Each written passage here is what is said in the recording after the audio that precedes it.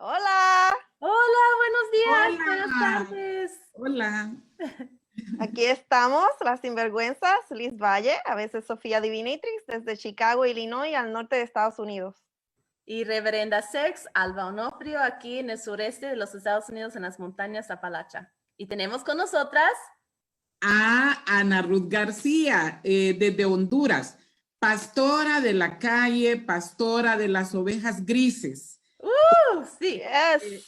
Por eso mismo, porque no me autodetermina una jerarquía eclesial después de que fui excluida por escribir una simple tesis criticando los poderes y el género, ¿verdad? una sinvergüenza. Una sinvergüenza. Exactamente. Desde Tegucigalpa, Honduras. Mucho gusto. Y aquí estamos en Teología Sinvergüenza, teología queer feminista que hace fluir la justicia. ¿Cuántas personas conoces tú que viven como personas cristianas y también queer y o feministas? Casi no se escucha de nosotras, pero sí existimos. Estamos aquí, estamos por todas partes, luchando en la academia, en las iglesias y en las casas y en las calles, como dijo Ana Ruth. Luchamos por nuestras comunidades y por nuestras propias vidas. No somos machos, pero somos muchas. Somos feministas queer y aliadas sin vergüenza de tener fe. Somos teólogas sin vergüenza de ser activistas. Somos las sinvergüenzas. Le sacamos el jugo a la Biblia para producir teología queer feminista que refresca la lucha y haga venir la justicia. En cada episodio encontrarás teología bien jugosa como agua de papaya. ¡Chúpetela! Ok, entonces aquí estamos con Ana Ruth. La primera pregunta es, ¿eres una sinvergüenza? ¿Por qué sí o por qué no? Sí, definitivamente soy una sinvergüenza porque no aceptamos el orden patriarcal. O sea, aun cuando somos mujeres que hemos vivido siempre desde la fe y al lado este libro de la Biblia, toda nuestra vida, no la metamorfosis, el cambio que hemos ido dando de desconstrucción, ha sido un proceso no fácil, ni tampoco de la noche a la mañana, ha sido todo un proceso, pero poco a poco hemos ido avanzando para aceptar definitivamente que no podemos seguir siendo oprimidas, reprimidas, siendo consideradas como mujeres en inferioridad con el hombre, ni tampoco que tenemos que estar sometidas, sujetas, sumisas y definitivamente subyugadas. No, definitivamente eso, soy una sinvergüenza, por eso me catalogo y me confieso y admito que soy una sinvergüenza y que desde mi fe y desde amar esa divinidad que es la Rúa, que representa también a Dios, porque mucha gente últimamente me está preguntando, pero es que usted creó otro Dios con eso de la Rúa. No, la Rúa es el mismo Dios, porque creemos como cristianas en un Dios trino, o sea, Dios Hijo, Dios Padre y Dios Espíritu Santo, pero que aún así en la Biblia hay muchas figuras de Dios que no dicen que tiene sexo, que no tiene, definitivamente, Dios no tiene sexo. Las figuras de Dios, las figuras de Jesús, cuando habla la Biblia de que Dios es como una gallina que busca sus pollitos, es una figura muy de mujer y muy femenina. También el mismo Jesús tiene imágenes donde nos mostraba que definitivamente no estaba ni desvalorizando a las mujeres ni poniendo en supremacía a los hombres. Y por otro lado está este Espírita Santa que la estamos rescatando, porque el original hebreo, Ruach, se traduce Rúa y por lo tanto es Espíritu Santo, pero lo queremos rescatar y la queremos sentir como mujer y como está en femenino su nombre, Entonces es nuestra Espíritu Santo que representa también, nuestra Espíritu Santa que representa también a Dios en una sola persona. Es muy interesante, ¿verdad? Porque estamos aquí también porque eres co-coordinadora de un grupo que se llama Ecuménicas por el Derecho de Decidir, ¿verdad?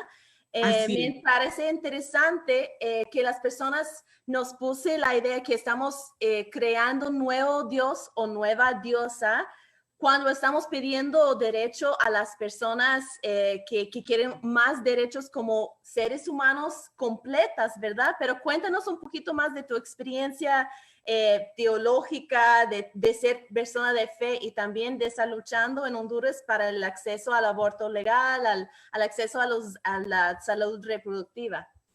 Por favor. Bueno, la verdad que toda esta metamorfosis, yo era una cristiana, se puede decir, catalogada fundamentalista, porque crecí al pie junto a mi padre y aprendí a leer la Biblia junto con él y lógicamente él me la enseñó como tal como está escrita literalmente, y como era hombre, pues igual me enseñó toda la Biblia desde la cosmovisión de los hombres.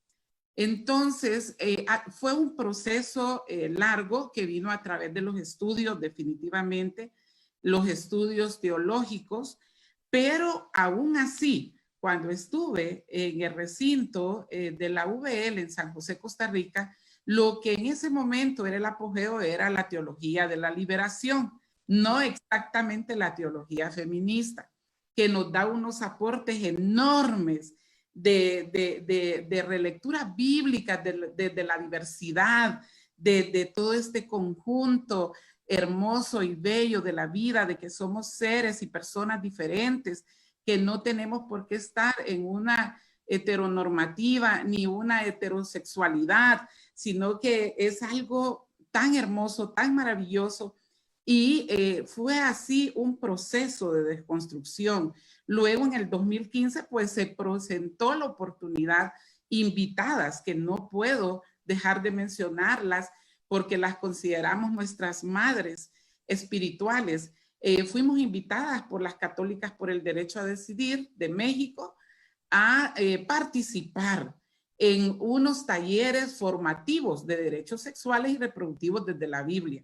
Y fue ahí cuando iniciamos con este tema que considerado para el orden de cosas, el Estado patriarcal, como completo posición revolucionaria, desobediente, de rebeldía, porque imagínate tú, la desconstrucción política de nuestra sexualidad, de nuestros derechos sexuales y reproductivos, y fue cuando iniciamos el proceso a aprender a hablar definitivamente y a desconstruir esos textos bíblicos del aborto desde la Biblia. Y fue cuando dimos este paso, invitamos a las amigas más cercanas, les hablamos de nuestro pensamiento y compromiso por las mujeres, porque como pastoras, en ese momento ya estábamos cansadas y hartas de estar escuchando tanta violencia hacia las mujeres desde nuestros cuerpos, aún dentro de las iglesias, donde se oculta, donde se censura hablar del tema de la violencia hacia las mujeres sexualmente hablando, de las violencias y agresiones sexuales, porque se puede desprestigiar la institucionalidad de la iglesia, porque no podemos cuestionar la autoridad y jerarquía de la iglesia, que también es hombre y que muchas veces es él quien está violentando a su feligresía, a las mujeres de su propia iglesia y también a su familia heterosexual, a su pareja heterosexual. Entonces, desde ahí inició ese desafío y esa inquietud, y invité a otro equipo de mujeres sinvergüenzas a que me acompañaran en este sueño y a esta aventura, y ellas muy de acuerdo dijeron sí, ¿por qué no? Porque en todas nuestras iglesias enfrentamos lo mismo, enfrentamos ese orden patriarcal de cosas y ya estamos cansadas de estar escuchando también que hablar de sexualidad en las iglesias es un tabú. ¿Cuántas mujeres vinieron a mí a buscar consejería pastoral? Bueno, hasta el día de hoy, pero en aquel momento estaba bajo una institucionalidad. Vinieron a consultarme, a decirme cosas tan delicadas en el sentido de que no las dejaban ser libres. Mujeres que me decían, yo no puedo expresarme con mi esposo a la hora de tener nuestro encuentro sexual, porque él dice que a lo mejor a saber con cuántos hombres estuve, que a lo mejor soy una mujer de mucha experiencia de calle y todos estos tabús. Muchas mujeres vinieron hacia mí a preguntarme, pastora, ¿y cómo se siente tener un orgasmo? Porque yo jamás he tenido un orgasmo, nunca, porque hasta los orgasmos nos ha robado el patriarcado. Uh-huh. Vinieron muchas, y esto muchas, porque lamentablemente Honduras es el país en segundo lugar en estos momentos en Latinoamérica de embarazos adolescentes. También es el segundo país donde más violaciones sexuales y agresiones hay hacia niñas. Niñas de 10 a 13 años están pariendo en el hospital público más grande del país. A veces sobreviven y a veces mueren obligadas por el Estado, porque aquí el aborto está penalizado totalmente, absolutamente. O sea, vivimos en un estado, compañeras, donde se nos ha negado por miles de décadas nuestros derechos, se nos ha negado y se nos ha sometido a las decisiones patriarcales de la institucionalidad de la iglesia. Por eso nosotras pues venimos arrancando a hablar del derecho a decidir. En primer lugar, tuvimos que estudiar para desconstruir esos textos bíblicos que a nosotras mismas nos calaban después de eso entramos al otro punto, a conocer que son derechos humanos. Y la Declaración Universal de los Derechos Humanos es muy importante para nosotras. También la laicidad del Estado, definitivamente, porque en la laicidad hay una garantía de derechos. No importa que los estados sean religiosos, confesionales, no importa. Si hay un laicismo, un estado laico, definitivamente una laicidad legítima, la laicidad es muy importante. Un estado laico es garantía de derechos. Entonces, así fue poco a poco como entramos en esta aventura, que no ha sido fácil porque también se nos han unido muchas personas de todas las edades. Y ahorita, pues con esto de la ola verde por toda América Latina, pues muchas jovencitas que se identifican y se autodeterminan como cristianas, evangélicas o católicas, se han unido a Ecuménicas por el Derecho a Decidir a lo largo de todo Honduras. Y eso pues la ha enfadado mucho los jerarcas eclesiales, porque nos hemos salido definitivamente de la heteronormatividad y de la línea patriarcal y nos resistimos a eso. Entonces, esto ha sido un boom aquí en Honduras. Bueno, si tú miras en el internet y buscas mi nombre, vas a ver los titulares que me colocan ahí. Pastora defiende el aborto desde la Biblia y bueno, unos titulares, pastora abortista, etcétera, etcétera. Y no es así. Simple y sencillamente no somos abortistas. En ningún momento nos consideramos abortistas, pero sí defendemos como autodeterminación y como autonomía de todas las mujeres, sean estas de fe o no lo sean, estamos apoyando el derecho a decidir, a elegir, porque precisamente queremos esas maternidades deseadas, esas maternidades elegidas, esas maternidades que no sean obligatorias ni impuestas. Es lo más terrible que puede pasar a una mujer, no digamos a una niña que no tiene ni el cuerpo preparadamente, biológicamente, ni psicológicamente, para que le impongan una maternidad. O sea, esto ha sido todo una metamorfosis. La palabra metamorfosis la has mencionado varias veces y ahora dijiste la ola verde. Quiero hacerte preguntas sobre eso, pero déjame un momentito hacer un paréntesis para darle saludos a toda la fanaticada. Yo creo que algunos de estos son fanáticos tuyos, Ana Ruth. Le damos saludos a Juani Espinal, a Olga, a Claudia Zelaya, a Rina Ramos. Toda esa gente está respondiendo a tus ideas con aplausos, con brazos poderosos Qué y bueno. todo eso. Entonces, explícanos ese concepto de la metamorfosis. Cuando te oí decirlo varias veces, dije, oh, por eso debe ser que tiene la mariposa en el pañuelo. Cuéntanos de los pañuelos, cuéntanos qué significa la ola verde. Yo no sé qué es la ola verde. Ok, bueno, este pañuelo fucsia es el que representa a mi organización. Es nuestra bandera de lucha que también habla del derecho a decidir libre, legal y seguro. Y es fucsia porque es parte de nuestros colores, de nuestro logo. Y este pañuelo verde es el de la ola verde, que es el que defiende el derecho al aborto libre y seguro por todo el mundo, ¿verdad? O sea, se inició en Latinoamérica, pero se expandió por todo el mundo. Este pañuelo mío, el que ando, como lo pueden ver, no sé si lo miran bien, pero tiene dos mariposas al lado y tiene María fue consultada, porque para nosotras las cristianas, María, la madre de Jesús, tiene un papel fundamental en el derecho a decidir. Y esto lo digo abiertamente porque así fue. El ángel cuando la visitó, le dijo que iba a tener un hijo, ¿verdad? Y le explicó todos estos argumentos teológicos, pero al mismo tiempo la dejó decidir. Ella bien hubiera negado, bien hubiera dicho, no, me resisto a ser la madre de ese Jesús o de ese hijo de Dios, me resisto, no quiero, y hubieran buscado a otra mujer.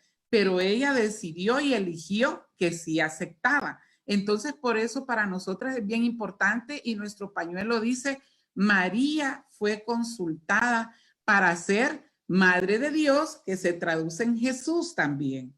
Entonces, es importante para nosotras esto porque ella no le impusieron ser la Madre de Jesús, ni tampoco la violaron. Fue una elección libre, de su libre albedrío. Ella lo decidió, sí, acepto. Entonces, qué lindo, qué hermoso. Por eso nuestro pañuelo es de la ola verde, como todos en el mundo, pero en su frase, aparte que dice que tenemos derecho a decidir, también dice que María fue consultada para ser madre de Dios. Me parece hermosísima. Me gustaría que hablamos un poquito más de eso porque la Biblia es fundamental en este debate porque nos dice que no podemos ser a favor de un derecho a decidir. Entendemos que la Biblia, el cristianismo está construido de una forma patriarcal, pero es posible una persona estar conectada con una fe que tiene conexión a la Biblia y a la religión como tal, pero también que aporta una idea como cómo llega a ser como una persona, una pastora, una líder de fe que también puede apoyar esta lucha de una forma muy cristiana, porque entendemos los derechos políticos, ¿verdad? Como todo el mundo entiende eso, pero se dice como no, eso es totalmente distinto, eso es parte de nuestra religión y nos propone como si fuera, y gracias a las católicas por el derecho de decidir, nosotros estamos, wow, pero impresionados con todo su trabajo. Pero esa es la pregunta, ¿es posible mantener esa posición de fe, de una postura bíblica, cosas así, como en qué enfocamos si no es el aborto y la muerte de no sé qué, cómo debemos verlo? Bueno, mira, fíjate que esa pregunta me la hicieron en un debate nacional, en un programa muy famoso aquí en Honduras. El periodista muy astuto y que es creyente, también me dijo allí en televisión nacional, me dijo, pero pastora, yo quiero que me explique si esto de defender el aborto desde la Biblia no se contrapone con su fe. O sea, yo quiero que me explique porque no lo entiendo.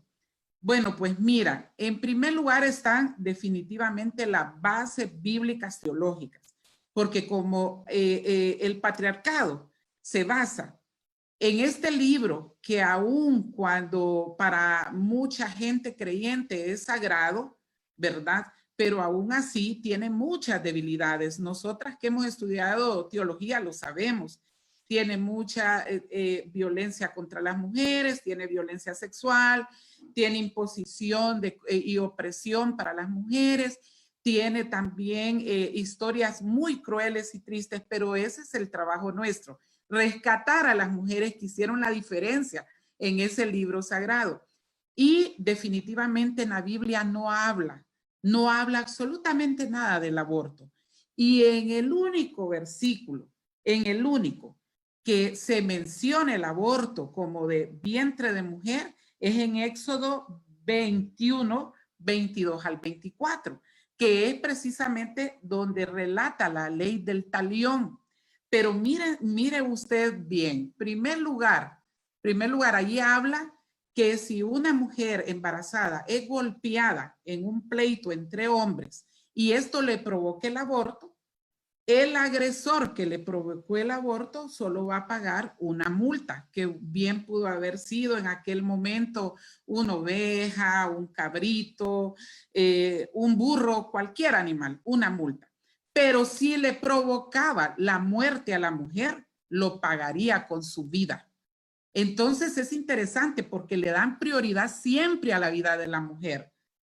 Siempre yo me cuestionaba, bueno, ¿por qué va a pagar por la vida de la mujer vida por vida? Pero por el aborto, si le provoca el aborto, va a pagar la multa de un animal a cambio.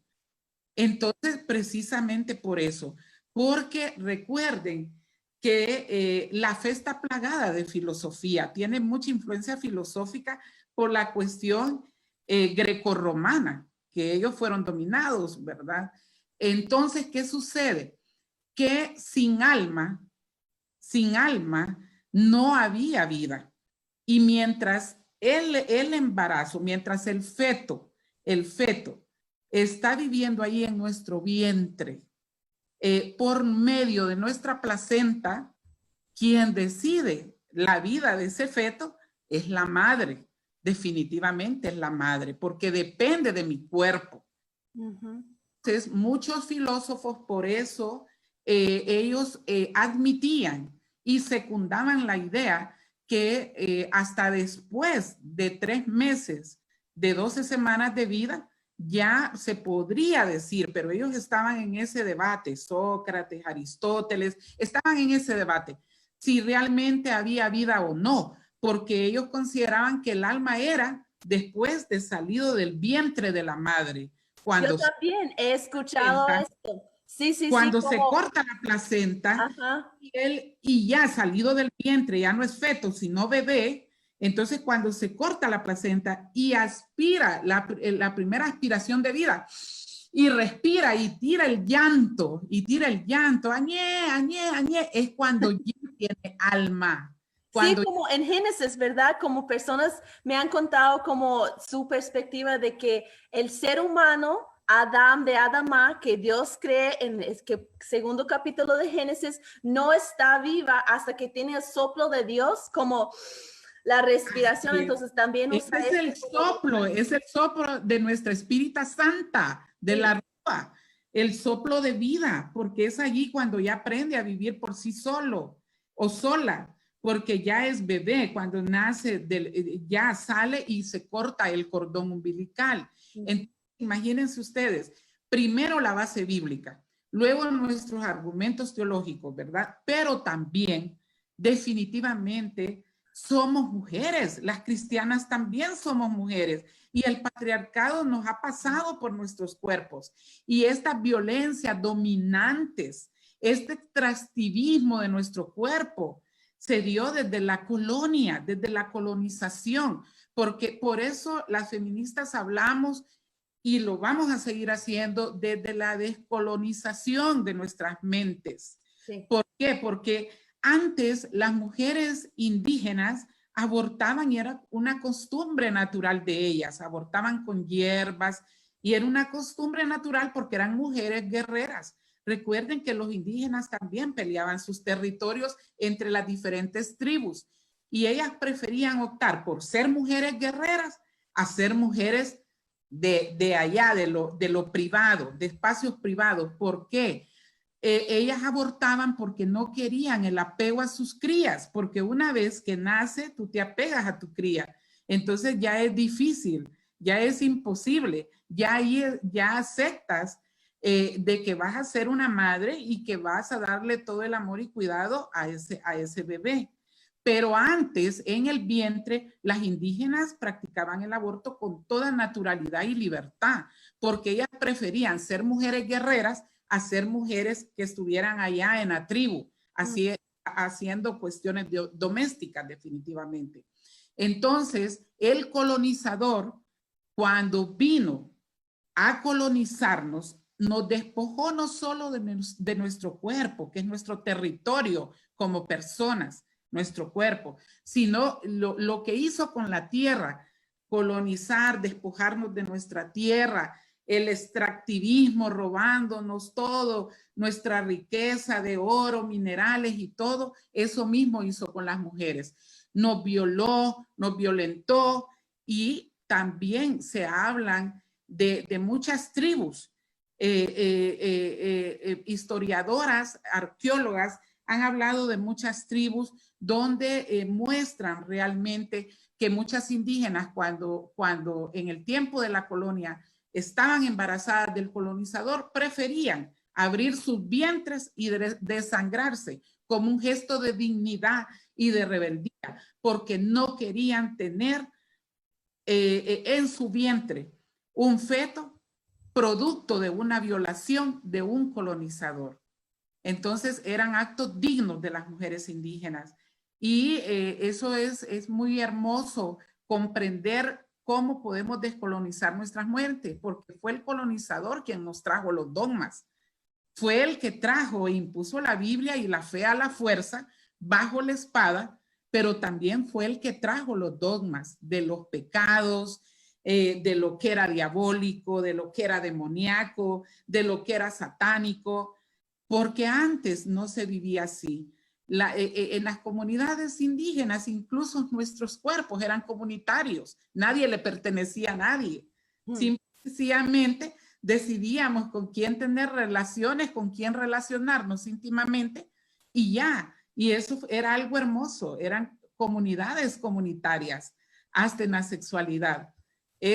Ana Ruth, diciendo cosas así, no puedo imaginar que te permita como decir todo esto en plena luz. Como yo sé que has tenido unas experiencias muy fuertes diciendo cosas así, estoy totalmente de acuerdo contigo, pero como para mí admiro mucho la valentía de decirlo ahí plenamente, sabiendo que hay que pagar por tomar una postura tan rebelde, tan hereje como tiene que ver. Yo sé que hay consecuencias para ti de eso. Por favor, cuéntenos un poquito, porque eso me imagino que explota la mente de las personas que lo están escuchando, y que las mujeres y las personas feministas que necesitamos escuchar eso, pero de tener una persona que nos está diciendo en español en nuestra propia comunidad, me parece como wow, qué impresionante, pero yo sé que ha llegado con un costo para ti personalmente. Sí, definitivamente no lo podemos negar. Tener una posición así de firme ha traído serias consecuencias. Después de ese debate, precisamente, en ese debate que te digo que fue nacional y que fue en televisión nacional, de un periodista muy, muy famoso aquí en Honduras, y que estábamos debatiendo con los grupos pro vida. Después de ese debate, en ese mismo debate, yo recibí 104 amenazas a muerte. O sea, recordemos que estamos frente a fundamentalismos religiosos, y que la historia de la iglesia también nos recuerda que la historia de la iglesia ha sido sangrienta, precisamente por posiciones así radicales, ideológicas, que no nos dejan ser libres, que nos dicen que somos brujas, que somos herejes, que fue así como nos trataron precisamente, y eso ya lo voy a mencionar, pero que quiero recordar que en ese debate, en la plataforma de este canal famoso, solo en la plataforma que está allí, que está colgada en la web, recibí 104 amenazas a muerte y descalificativos horribles, de puta, perra, diabólica, miles de cosas horribles. Sin embargo, y fue cuando en ese momento, en ese contexto que fue en el 2016, estábamos debatiendo la reforma del artículo 196 que penaliza totalmente el aborto, aprovechando un cambio de unas reformas que se están dando y gestionando en nuestro Código Penal. Entonces estábamos en ese debate y había una fuerte campaña que logramos como Ecuménicas por el Derecho a Decidir, pero como parte de la plataforma Somos Muchas, que lucha por la vida y la libertad de las mujeres en este país. Y Somos Muchas, estábamos incidiendo directamente en este tema de la reforma al artículo 196, y fue precisamente después de ese debate televisivo en Televisión Nacional que salió el cardenal, que es la máxima autoridad espiritual en este país para la feligresía católica, el cardenal Óscar Andrés Rodríguez, tiró un comunicado por toda la televisión nacional, prensa escrita, televisiva, lo envió al Congreso, donde en sus palabras decía que las Ecuménicas por el Derecho a Decidir éramos una plataforma de mujeres abortistas que recibíamos millones del extranjero. Oigan bien, y esto es lo más triste porque somos voluntarias, voluntarias con conciencia, cristianas comprometidas, que hemos asumido esta lucha política de las mujeres desde la fe, desde la fe. Y allí decía que éramos unas herejes, que éramos unas blasfemas, o sea, decía muchas cosas fuertes y lamentables. Sin embargo, después cuando entramos, varias de nosotros entramos en crisis por esto, hubieron otras teólogas acompañándonos del extranjero y diciendo, tranquilas, no es la autoridad de Dios, no es Dios, es un hombre. O sea, ójalo de esa autoridad, desnúdale esa sotana y esa jerarquía y vas a sentirte en paz. Y yo sinceramente te lo digo y es primera vez que lo digo públicamente. En ese momento sí entré en crisis y mis compañeras católicas de Honduras que nos acompañan en este desafío también estaban en crisis.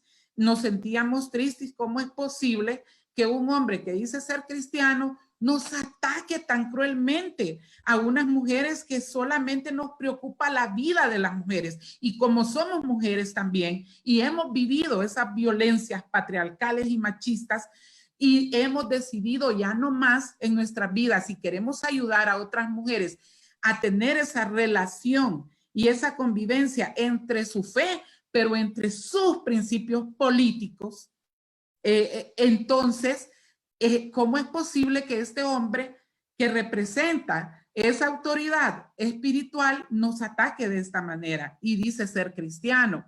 Entonces estas mujeres nos ayudaron a desnudarle de esa sotana y a verlo como un hombre común y corriente, lo que es, y él defiende de esa manera tan fuerte su posición porque es su trabajo de toda la vida, de eso ha vivido, de eso ha comido. Él sí recibe un sueldo, me imagino que muy bueno porque es un cardenal.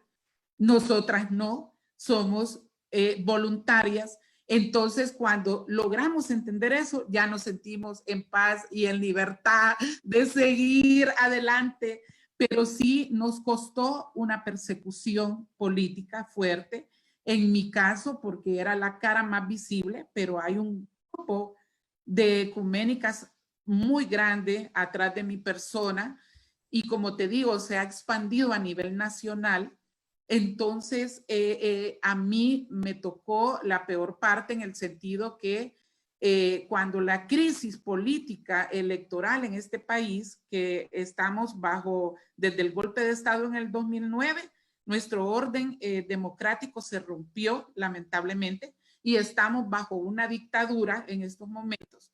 Entonces sucedió que en el marco de esa crisis y unos meses después de esa discusión, el cardenal hizo, bueno, según las investigaciones de organizaciones de derechos humanos, dio la orden a los militares que me persiguieran y me buscaran en mi casa. Afortunadamente, sí hay ángeles, mujeres en esta tierra, y esa complicidad entre las mujeres, una de ellas me avisó que tenía un familiar en un alto puesto público, me avisó en la fiscalía principalmente, me avisó, me alertó a las 11:45 de la noche. Y a esa hora tuve que salir con mi esposo en pijama, así como estábamos, porque me dijeron todos los compañeros de derechos humanos, pastora, salga, salga ya, no lleve nada, solo agarre su cartera y sus medicinas y toma medicamentos, eso nada más, y salga ya, no esperen más, porque el camión de militares iba para mi casa. Y a esa hora salimos junto con mi pareja de hogar, mi compañero de hogar, porque afortunadamente nuestro hijo no estaba en ese momento en la casa, estaba de vacaciones con su familia en otro lugar de Honduras, y entonces salimos a esa hora en pijama, sin llevar absolutamente nada. Y fueron las organizaciones de derechos humanos quienes nos acogieron, nos protegieron, nos tuvieron escondidos por un margen aproximadamente de un mes sin salir a ningún lado, ¿verdad? Nos llevaron al médico en determinado momento, pero fue en carros vidrios polarizados, fue, bueno, toda una cuestión usando disfraces y todo. Nos llevaron a chequear nuestra salud porque a mí eso me causó que mi presión se alterara. Y bueno, afortunadamente todo salió bien, pero después la Organización de Derechos Humanos grande en este país nos dijo, hemos hecho un análisis de riesgo y lo mejor, pastora, es que en estos momentos usted salga de esa zona donde vive, porque era una zona, un barrio popular, era muy popular. Incluso yo vivía en casas de callejones. Entonces, cualquiera le hace un daño en un callejón de esos y van a decir que fue por asaltarla, que fue por un crimen común y no porque es defensora y de esa que confronta las jerarquías fundamentalistas del país. Entonces, definitivamente lo mejor es que cambie del lugar de donde vivir, y me vi obligada al desplazamiento forzoso y cambié de zona, cambié de todo. Y las organizaciones de derechos humanos, tanto nacionales como en el extranjero, apoyaron todo ese tiempo y estuvieron muy pendientes de mí, cosa que yo agradezco. Como te digo, sí hay ángeles aquí en la tierra y esas ángeles somos las mujeres, ¿verdad? Pero también hay hombres, y estuve protegida por un buen lapso de tiempo.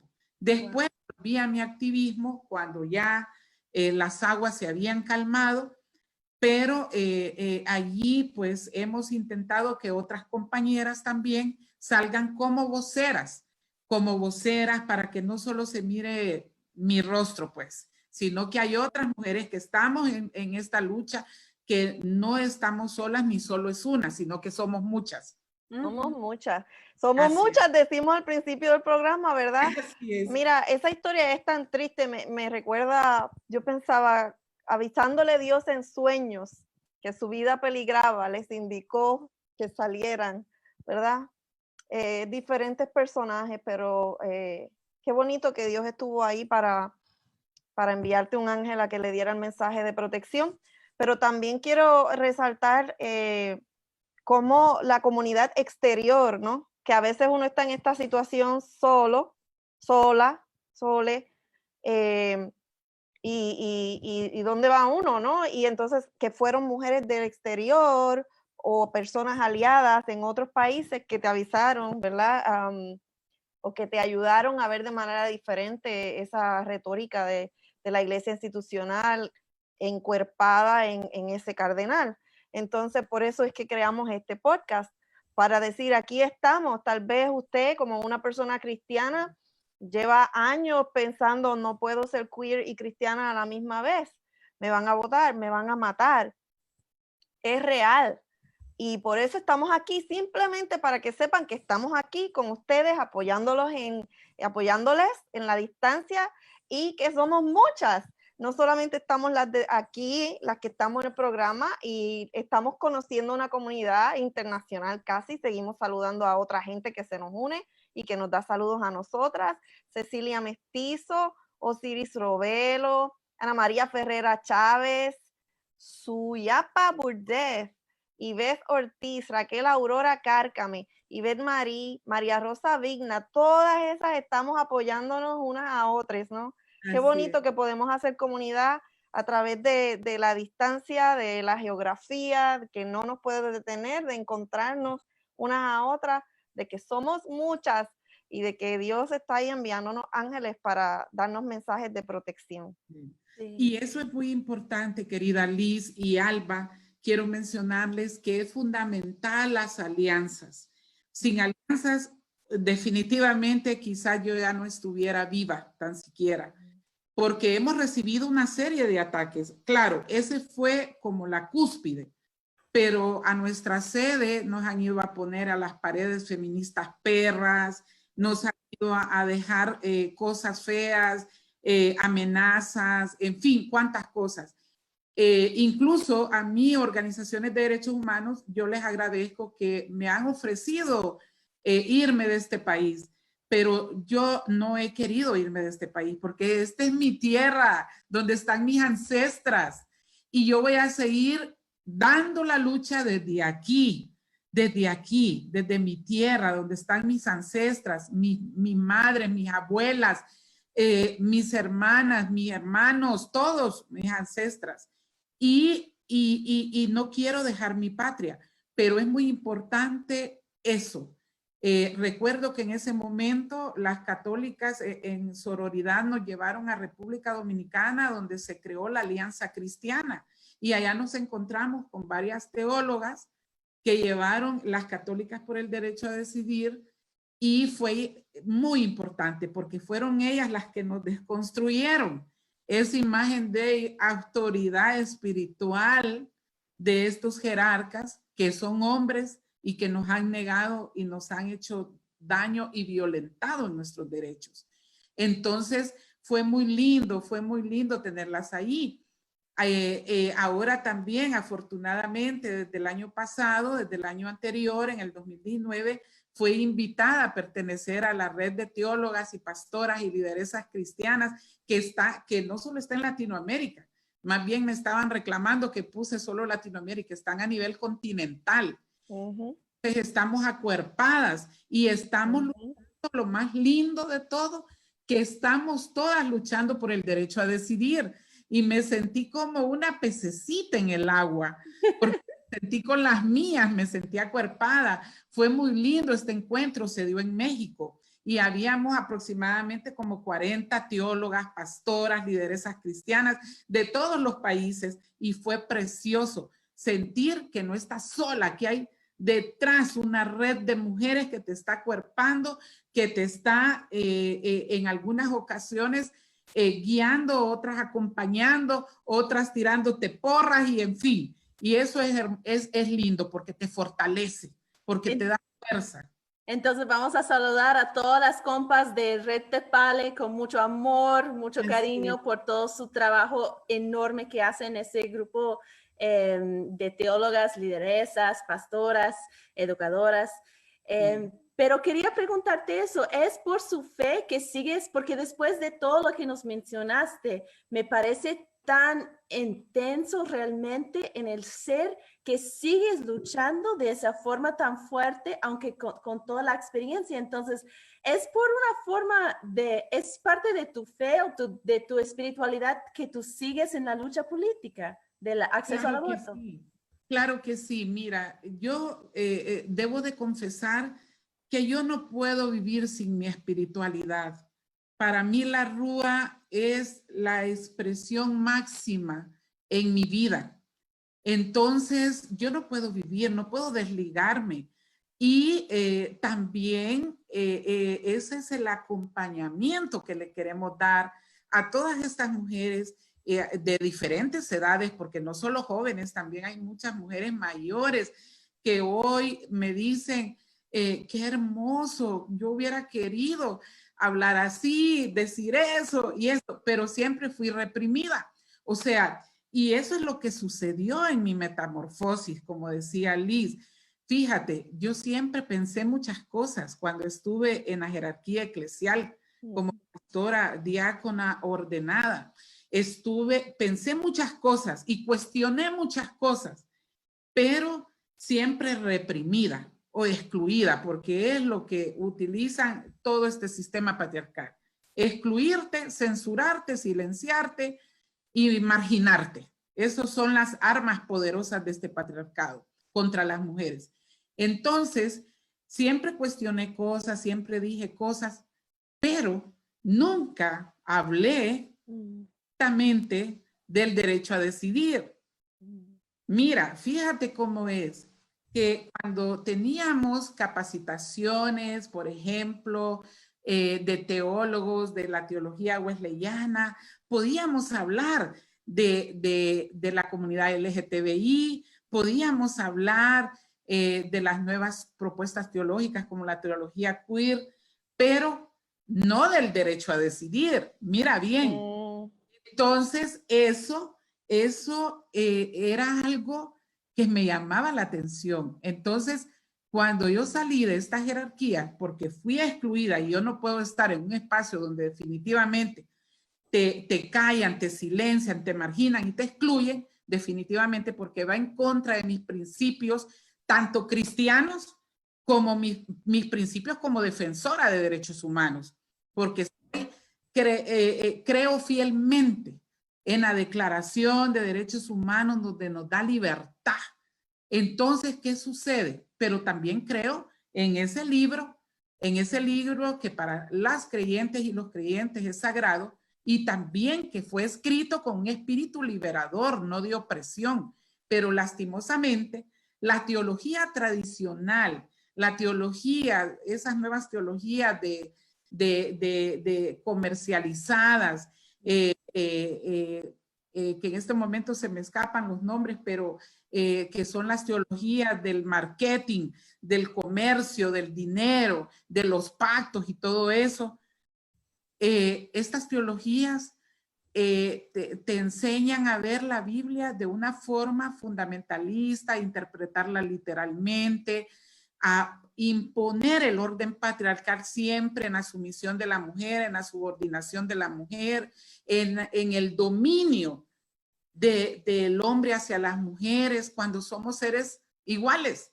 Entonces, ¿qué sucede? Que esto definitivamente me llevó a mí a deshacerme de esas jerarquías, a ser una pastora desordenada o sinvergüenza. Y muchas personas me han querido ofender diciéndome, ¿y usted entonces ahora de quién es pastora? Si ya no está pastoreando directamente en un templo de 4 paredes. Soy pastora de las mujeres, de la calle, de los hombres también, porque muchos hombres han venido a mí, compañeras, y es triste, la mayoría que se me acerca es para hacer una catarsis porque fueron abusados sexualmente. O sea, hombres profesionales que he conocido en este medio, defensores y periodistas y de muchas, o sea, no tiene estatus social. Tú sabes que los abusos no tienen estatus social. Entonces, vienen hacia mí y me dicen, pastora, yo quiero hablar con usted, y empiezan a desahogar y a llorar y a contarme su triste experiencia y testimonio. Afortunadamente, Ecuménicas cuenta con un buen equipo de psicólogas, como te contaba, que dan acompañamiento en estos casos a las mujeres, a los niños y niñas, pero si un hombre lo necesita, tampoco lo vamos a discriminar. Entonces, lo acogemos. Pero la cuestión está que allí, cuando yo me liberé de estas jerarquías, ya pude hablar como siempre lo pensé, como siempre lo creí. Fue una liberación para mí. O sea, definitivamente, como lo dice esta famosa teóloga Kathy Millett, lo personal es político. Y es definitivo, compañeros. Y amo a las feministas por esto, porque allí me identifico, lo personal es político. Yo antes no podía expresar ni tan siquiera lo que yo sentía o cómo pensaba por esa censura, por esa marginalidad, por esa condena, esa culpa y condena que nos hace sentir que sos una pecadora, que te vas a ir al infierno. Ay, qué bueno, hablando del infierno. Qué bueno que el Papa Francisco hace como 2 años aceptó que el infierno no existía, que es algo que fue utilizado por el Imperio Romano para dominar al pueblo. Qué bueno, porque nosotras lo decimos, pero tristemente el patriarcado, si no lo dice un jerarca de este tipo, no lo creen. Entonces, pero qué bueno que lo dijo, porque es importante que el infierno no existe. Lo que sí existe es un reino de amor, de compasión, de misericordia, de piedad. Entonces, qué lindo. Todo eso me liberó y me hace sentir súper liberada, súper libre, súper cómoda. Ya los ataques, te quiero decir que afortunadamente no me toquen mi integridad física, ya los ataques no me hacen daño. Psicológicamente estoy muy fuerte para evitar este orden de heteronormativos, este orden de cosas, del capitalismo salvaje, del neoliberalismo, del extractivismo que nos está matando en Honduras, de tantas cosas. Entonces eso, como mujeres también que estamos en varias redes nacionales, nos fortalece, porque aquí las ecuménicas pertenecemos a todas las redes de mujeres y feministas, porque eso es muy importante, lo que mencionábamos, lo de las alianzas, no estar sola, sino que estemos acuerpadas en sororidad y que si tocan a una, nos tocan a todas. A eso se enfrenta el patriarcado. Por eso nos consideran tan peligrosas, porque si tocan a una, nos tocan a todas, se mete con todas. Entonces es hermoso estar en estas diferentes plataformas y redes nacionales, la plataforma 25 de noviembre, la plataforma Grupo Estratégico PAE, que estamos luchando por la PAE en este país, que hasta la pastilla anticonceptiva de emergencia en este país está prohibida. Está prohibida. Es el único país de toda Latinoamérica que está prohibida y penalizada, porque me pueden llevar presa por estar hablando de esto ahorita en estos momentos, porque la ley dice, todo el que la venda, todo el que la promueva, todo el que la promocione, o sea, todo puede ir detenido. Entonces, imagínate, el Grupo Estratégico PAE, que lucha por la pastilla anticonceptiva de emergencia, es un grupo también que nos ha fortalecido en los temas de derechos sexuales y reproductivos y en los derechos que tenemos las mujeres a los anticonceptivos y a la información correcta y el uso correcto de estos. O sea, todas estas plataformas, somos muchas, que defiende la vida y la libertad de las mujeres y es la que defiende el derecho a decidir, que estamos en contra de toda imposición de maternidad, porque no es obligatorio y las maternidades no deben de ser impuestas. Todo esto nos ha fortalecido, nos ha hecho fuertes en el camino.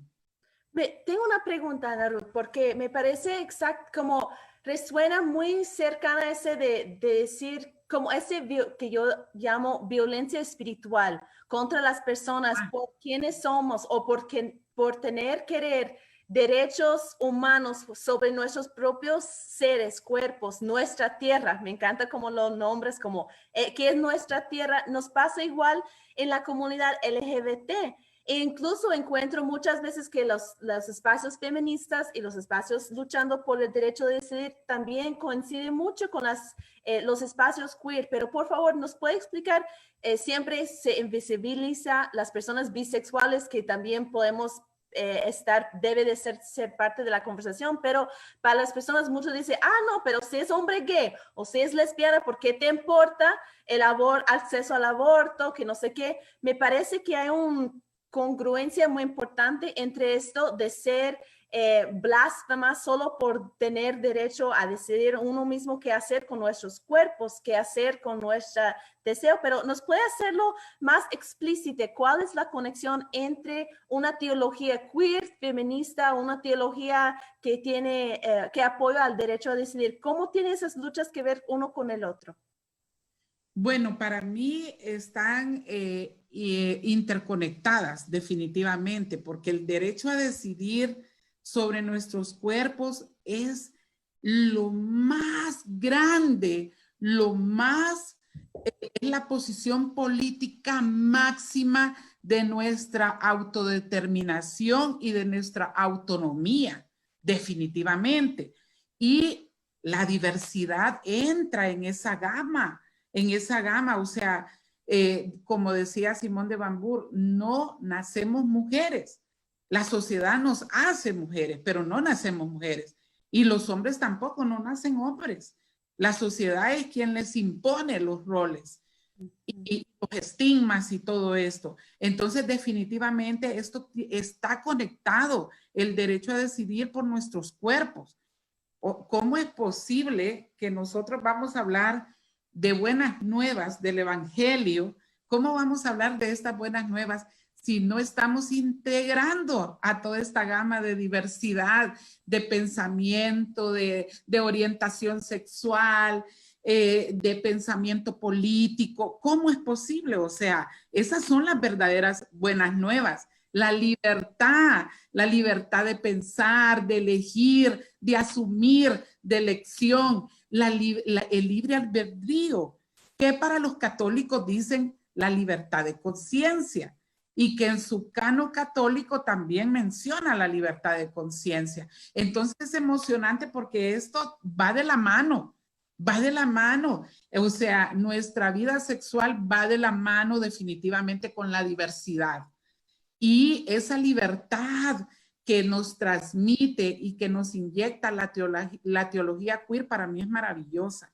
Para mí es súper maravillosa porque no excluye a nadie, no discrimina a nadie. Y eso es lo más importante, lo máximo para una cristiana, para una persona creyente, no sentirse ni discriminada ni excluida, sino sentirse integrada en esto que le llamamos fe, en esto que le llamamos la Rúa, que es esa Espíritu Santa que nos devuelve esa imagen de Dios como mujer, como muy femenina.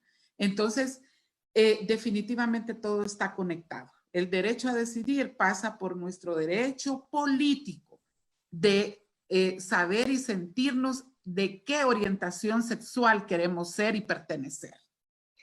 Tenemos una última pregunta para ti, Ana Ruth. Ya se nos fue el tiempo. Ya se nos fue el tiempo, ¡ay, sí! qué rico! Yo estaba disfrutando de esto. Sí, pero siempre queremos saber de nuestras invitadas, de las personas que están aquí con nosotras, que nos cuenten de dónde sacan su sabiduría ancestral. Como teólogas, ¿verdad? Nos requieren que siempre citemos a alguien y continuemos la conversación, así que tal vez tus ancestras son teóricas, has mencionado algunas ya, ¿verdad? Pero tal vez son personas que conoces de tu familia o de tu vida o personajes históricos. Cuéntanos a dónde vas cada vez para obtener argumentos y esa nutriente para establecer lo que vas a decir. Excelente. Pues mira, definitivamente mi rebeldía le heredé a mi madre. Eso es indiscutible. Mi mami fue una rebelde y con causas. Con causas. Ella se resistía al orden patriarcal y no fue feminista, pero no lo sabía. Sin embargo, siempre fue siempre fue una resistente a este orden patriarcal. Entonces, en mi familia, por el orden de cosas, definitivamente a mi madre. De ahí luego vienen mis primeros pininos que definitivamente inspiraron en mi vida cuando leí varias mujeres bíblicas como Ruth, porque recuerden que yo fui una niña que a los 6 años aprendí a leer con la Biblia, no perder de vista eso.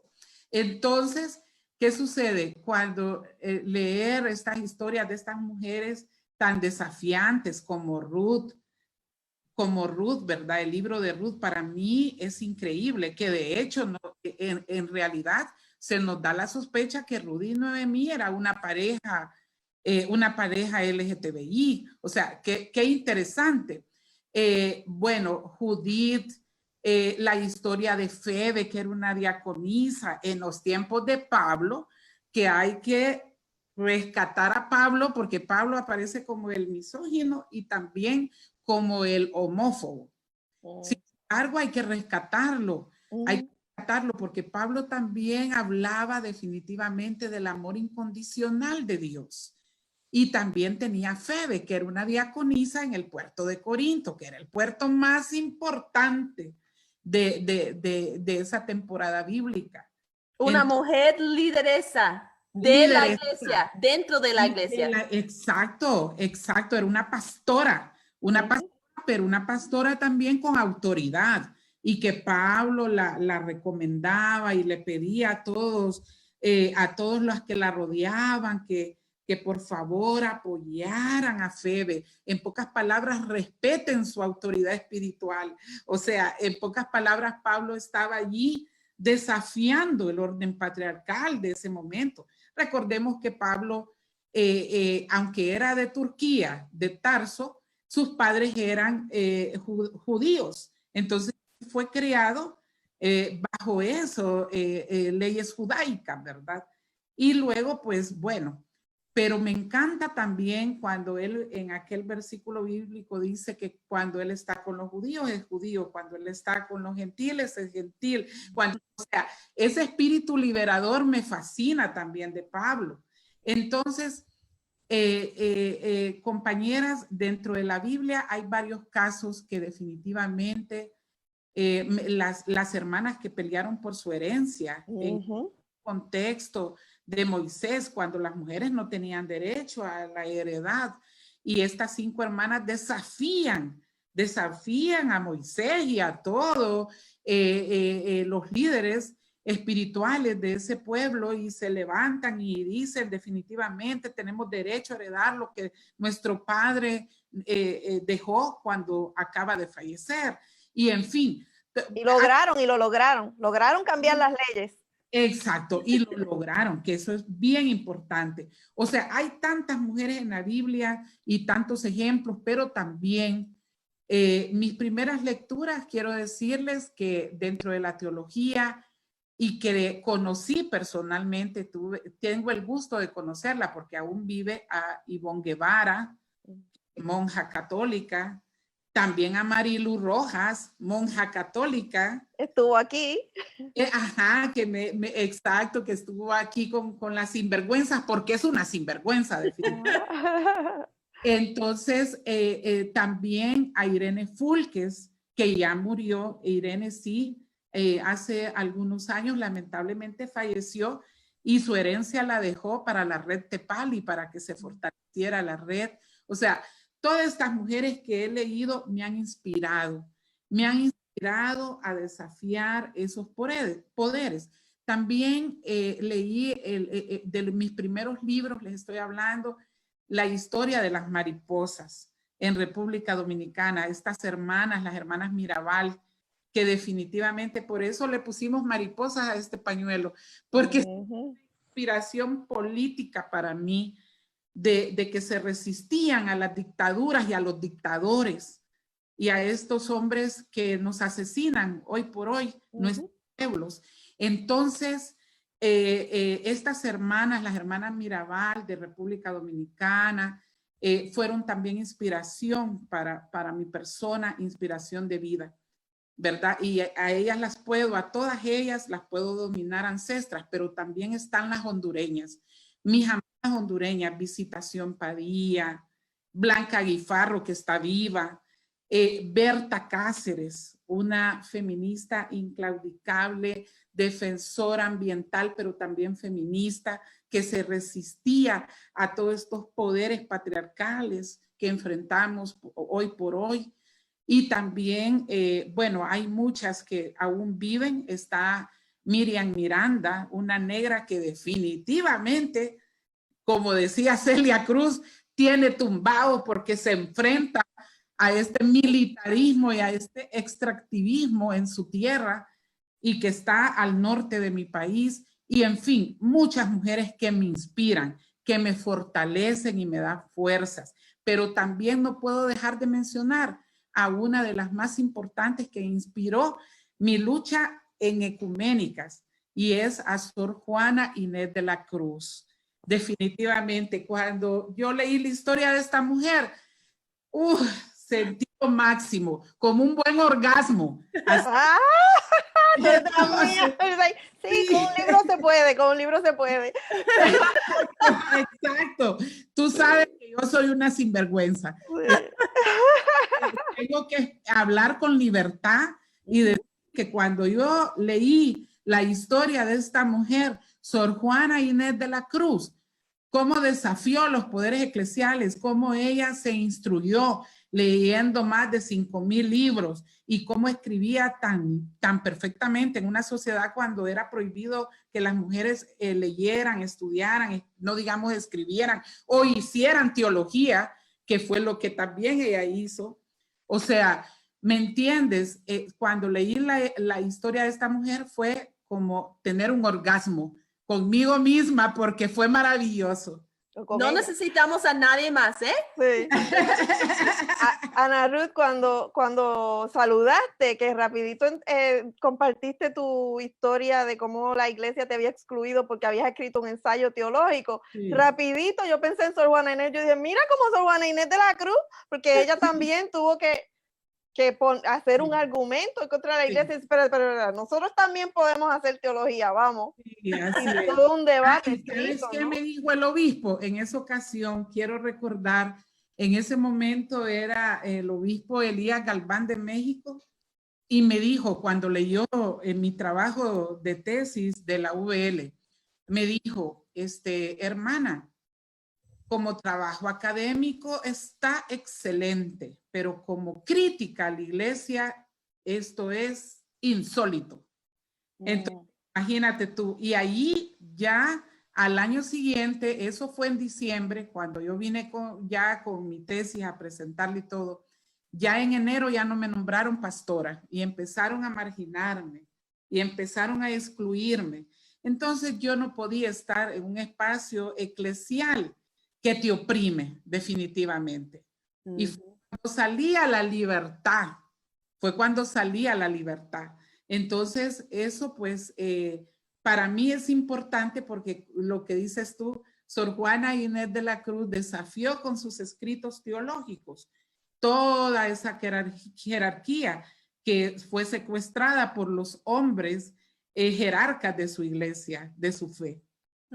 Y a veces nos dicen que nos intentan a decir que Dios solo está dentro de los cuatro paredes de la iglesia, pero somos muestra que la verdad es que Jesucristo, los cristianos y la fe cristiana está fuera de los cuatro paredes en el mundo y en la lucha, ¿verdad? Así es, y eso es muy wesleyano. Wesley decía, John Wesley, desde mi identidad metodista, Wesley decía, el mundo es mi parroquia.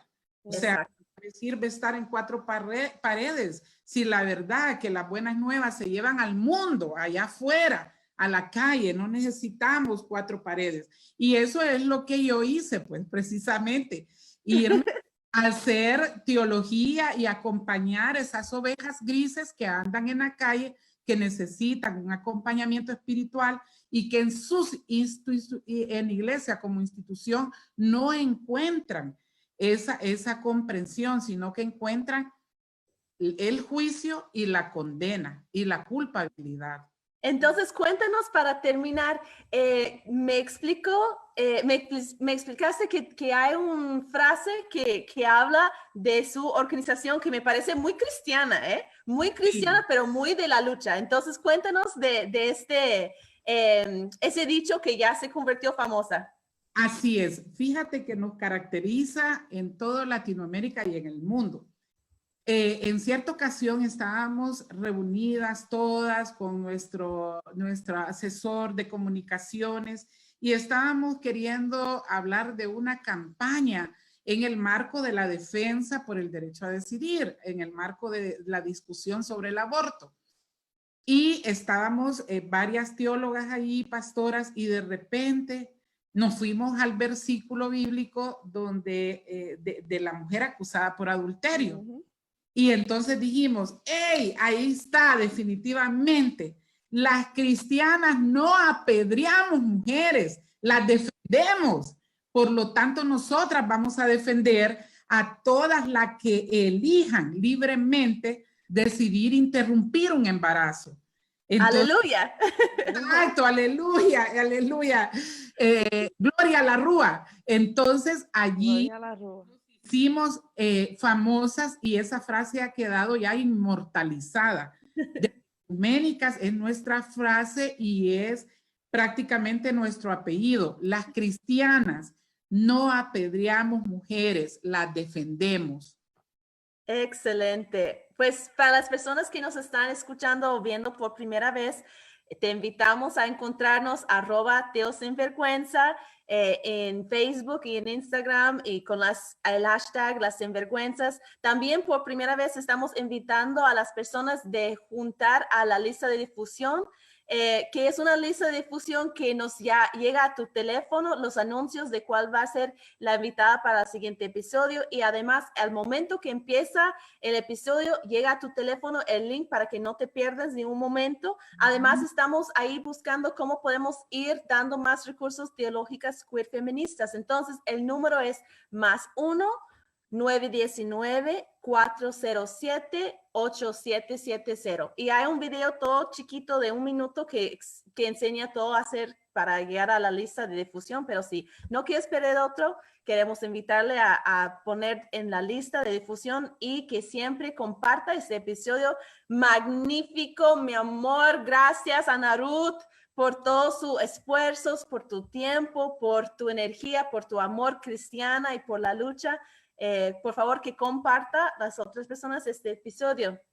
Y podemos también apoyar este programa con nuestros donativos a soulforce.org, y con su donativo nosotros podemos honrar el tiempo y energía y la sabiduría de las personas que nos acompañan en este programa. Así que pendiente a nuestro próximo episodio para que conozcan a otra persona que también vive sin vergüenza de ser cristiana y activista. Somos las Sinvergüenzas. ¿Eres tú una de nosotras? ¡Sí! Sí, somos Sinvergüenzas desde Honduras. Un abrazo, compañeras. Gracias por su acompañamiento y su fuerza. Gracias por esta creación que la Espírita Santa, la Rúa, les dio para crear este espacio tan importante para las mujeres diversas también. Gracias y muchos besos. Las amo.